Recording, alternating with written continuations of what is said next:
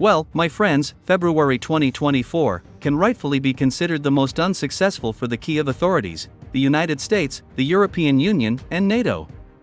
On the eve of the second anniversary of the start of a special military operation, the Russian army completely seized the initiative on the battlefield and forced the enemy to begin retreating along the entire line of combat contact.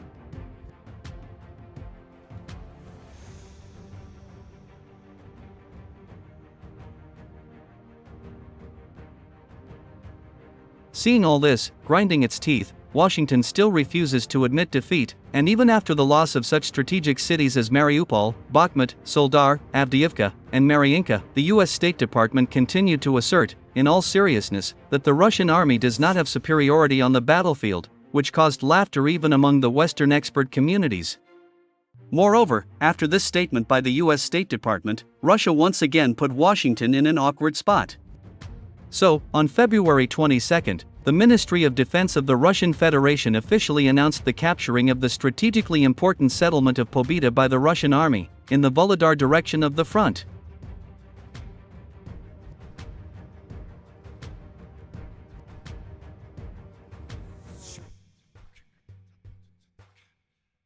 According to the Russian military, the armed forces of Ukraine fled from this settlement en masse, suffering heavy losses in manpower and heavy equipment. At the same time, it is worth noting that Russian war correspondents began to declare the liberation of the village of POBEDA 2 days ago. However, the Russian military department officially announced the capture of this village only today.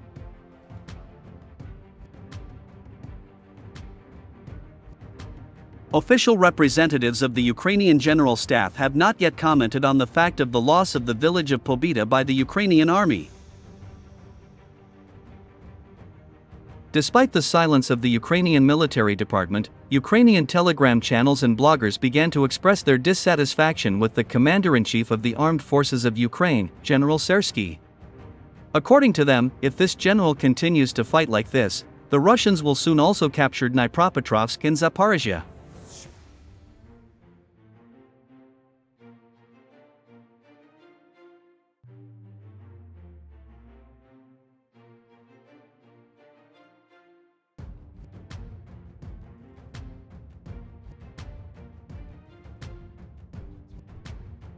By the way, even pro-Ukrainian Western experts ruefully admitted the fact that with the loss of POBEDA, the defense of the armed forces of Ukraine will not be able to hold out for a long time in villages such as Novomykhailovka and Konstantinovka.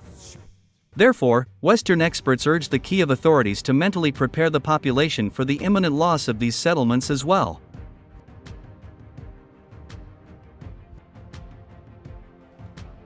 Thus, the grouping of the armed forces of Ukraine located in the city of Volodar finds itself in a very dangerous position, as the Russian army is rapidly advancing from the south and northeast, taking this city into a semicircle.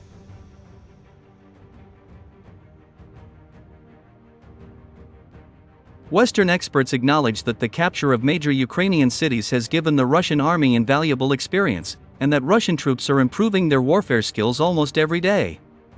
The loss of the strategically important settlement of POBEDA by the armed forces of Ukraine is a consequence of the defeat of the Ukrainian army in Avdiivka.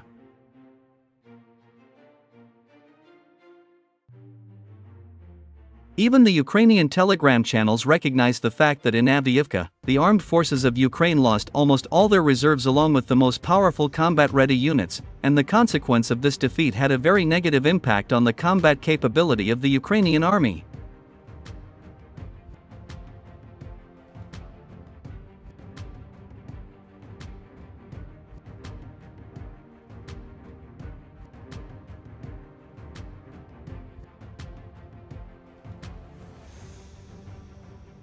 Meanwhile, on the night of February 22, Russia launched another massive missile attack on the territory of Ukraine.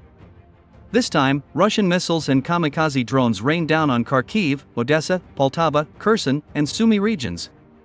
Numerous explosions were recorded at military installations and airfields in cities such as Mirgorod, Odessa, Kherson, Kharkiv, and SUMY. It is reported that dozens of Tu-22M3 strategic bombers and multifunctional frontline supersonic fighter bombers Su-34 were in the air during this attack.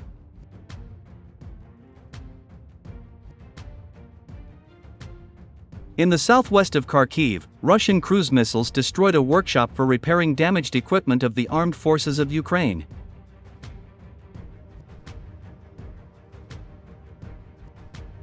In Mirorod, Russian jet-powered kamikaze drones and missiles hit a military airfield, where the Ukrainian command was trying to hide the surviving frontline Su-24 bombers.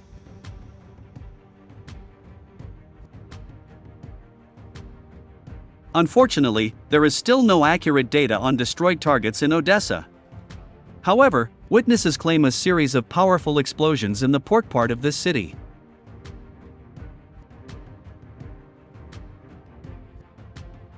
In Kherson, another warehouse with Western military equipment was discovered and destroyed.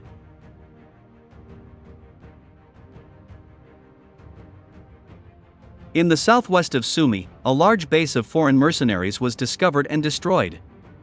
It is reported that these mercenaries mainly consisted of citizens of Canada and the United States. At the same time, it is reliably known that during this attack, an air alert was not sounded in the SUMY region. Most likely, Russian cruise missiles flew toward the base of foreign mercenaries at extremely low altitudes, as a result of which Ukrainian radars did not notice them. According to sources in the Russian military department, as a result of this missile attack, about 70 foreign mercenaries were killed.